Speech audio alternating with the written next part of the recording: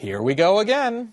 It took Kevin McCarthy 4 days and 15 votes to become Speaker of the House in January. Now, 2 weeks and 2 failed votes since he was removed, Republicans are no closer to finding a replacement. After trying and failing to win the support of nearly 24 Republican holdouts, Congressman Jim Jordan's Speaker hopes are now up in the air. He announced plans for a third vote at the time of this taping, seeming to back off of a plan to empower the temporary Speaker to do more in the meantime. Either way, sorting this out is no easy feat for the GOP, as illustrated in a report from Reuters, which detailed, quote, one small sign of the uncertainty plaguing the Republicans played out in a Capitol conference room, where staff had ordered pizza for a party meeting that never occurred, leaving them to hand it out to workers. How long can we expect this to play out? And what does this mean for the country in the meantime? I'm joined now by Thomas Edsall, opinion columnist for the New York Times and a former political reporter for the Washington Post. Thomas, thank you so much for being with us here today. My pleasure. Thank you. I guess I just have a simple question. A party that can't get 217 votes for Speaker is trying to govern the United States of America. How's that going? They are in a real crunch, and clearly I think it's more complex than just that they can't get to 217.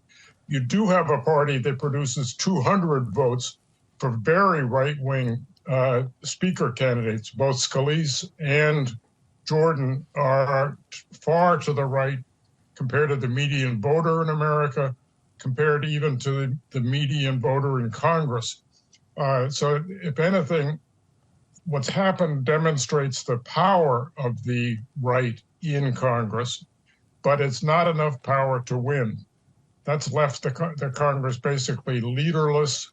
They're talking about making Patrick McHenry a slightly empowered Speaker pro tempore, but even that faces a real hurdle getting support. So at a time when we have a budget shutdown coming towards us, the whole Israeli-Gaza conflict as a major issue, and the funding of the Ukraine war at stake, the House leadership is really not in a position to push an agenda either for or against those policies, and it's leaving the country in kind of a stasis that is pretty dangerous. If the country does shut down, if there is a budget failure and the government shuts down, shutdowns like this almost invariably work to the disadvantage of the Republican Party. And I think in this case, it would be clearly to the disadvantage, because there's no question where the blame would fall given the chaos within the Republican Party ranks. So when we look at the two leading candidates for Speaker the Republicans have put up so far, one of them is Jim Jordan, who it might be popular with the Republican base, but certainly is not with the public at large, and who has been accused of covering up sexual assault by more than 6 people under oath. And there's Steve Scalise, who self-described as David Duke without the baggage. What does it say about the Republican Party that not only are these their two leading candidates, but even these two people actually cannot command a majority of the House? What it says is that these two people can command a majority of their own party, but they can't command all their party. But it does suggest a rightward shift within the ranks of the House Republican Party. That rightward shift is not adequate to put it over the top and get, really they need 217 votes to get there, but they are very close. So that what you have is a Republican Party that has shifted decisively to the right in the House, but not enough to put forward a Speaker that can win the votes necessary to become Speaker. So you have, I don't know how you describe this, kind of a malfunctioning majority that a minority can block. It's usually been the opposite direction, where the minority has been the Freedom Caucus, and they have blocked action, the Freedom Caucus being very right-wing. Now it's really moderates and institutionalists, people who support traditional House rules and so forth that Jordan would override.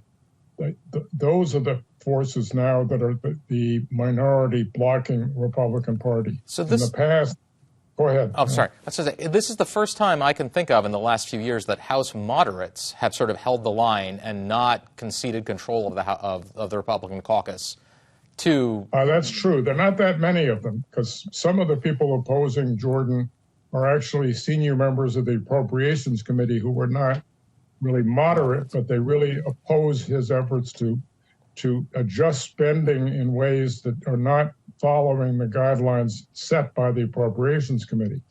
But there is a block of moderate Republicans that actually showed some spine. They've classically been known as the party squishes, the people who are the least, that don't have backbones. Some of them have shown that in this case that they do have a backbone, and they've stuck with it through 2 votes. Some have not. Some did cave, like Tom Keene of New Jersey, whose father was a governor and sort of a classic center-left Republican. I mean, center-right Republican, but still centrist. He caved and voted for Jordan, and he's now facing real problems in his district because of that. So structurally, the United States government is designed to protect minority rights. But you have written in your last few columns, and sort of I've written in other places, that what we're actually seeing is minorities using those structures to exact minority rule, where a fraction of the House Republican caucus that may or may not represent the majority of Republicans, but certainly doesn't represent the majority of Americans, is essentially trying and sometimes succeeding to control the government. Do you agree with that assessment, and would you expand on it? Yeah, there is this problem now of basically the United States government was, in a sense, designed to protect against the tyranny of the majority. The founders, in many respects, were worried, for example, that people who didn't own property would overrun people who did own property, and they would just become basically redistributive in a fashion that would take property away from the property holders, and other kind of upheavals of the mass majority versus the better off majority. So there are aspects, there are elements of the Constitution, and there are elements in the congressional rules proceedings in the House and Senate designed to protect minorities from the tyranny of the majority. The problem is that we reach this stage where things become so highly polarized and so evenly divided between the 2 parties that a minority can now really prevent a majority from acting. And this has become, well, it's known as gridlock to some extent, but there is a growing body of opinion that this is a real source of, in a sense, crisis in America, where the country cannot deal with the issues that are before it because majorities are blocked at every step. So there is a striking asymmetry in this, right? Because Nancy Pelosi had an equally small majority in the House when she was a majority leader a couple of years ago, Speaker of the House a couple of years ago. But whether or not you agree with the laws that were passed in that time, the House was extraordinarily productive with several sort of historic bills passed. So where does that asymmetry come from? Well, the hard left in the Democratic Party, what you might call the squad, or Ocasio-Cortez and her colleagues, they don't play hardball in the same way that the Freedom Caucus plays. They are much more party aligned and supportive of leadership in many cases, whereas the Freedom Caucus is really devoted to challenging the leadership, and it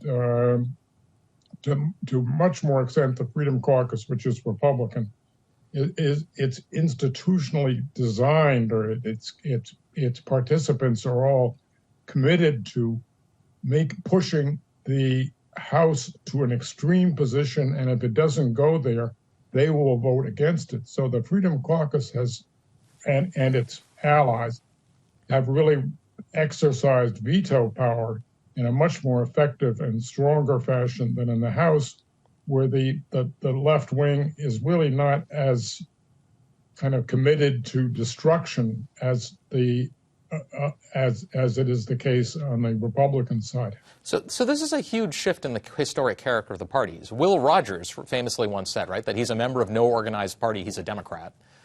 And now we see instead, and Republicans suppose, they said Democrats fall in love and Republicans fall in line. But now we see it's the Republican Party that has reached levels of disorganization that maybe we haven't seen in American politics since the 1850s. Why the change?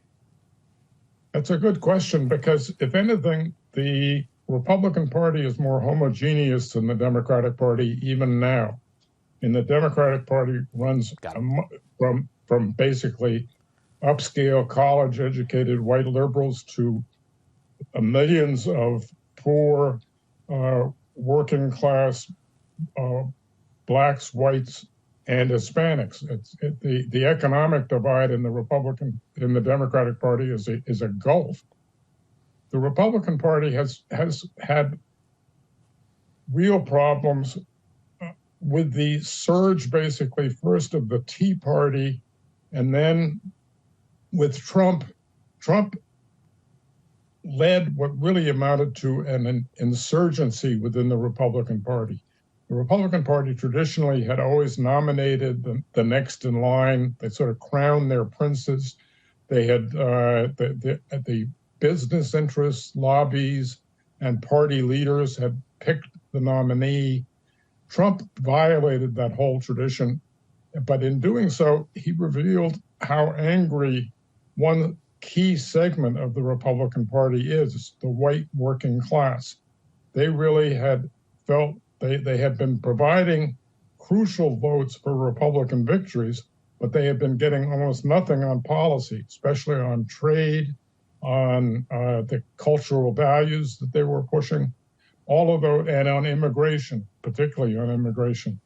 So suddenly you had an insurgency within the Republican Party in 2015, 2016, and that insurgency has remained, but it has caused a gulf between basically the populist wing, which Jim Jordan represents, and the more establishment wing, which Kevin McCarthy was closer to, and the business wing, which is also a crucial part of the Republican Party. So the divides in the Republican Party have become, suddenly they've become open sores, which they had not been. There had been a lot of effective coalition management on the Republican side, but that management had masked a very discontent constituency, the working class voters who were not pleased with how the establishment was running things. Well, then I guess we'll be here for a while. Thank you so much, Tom. We appreciate you joining us today. My pleasure. Thank you for having me.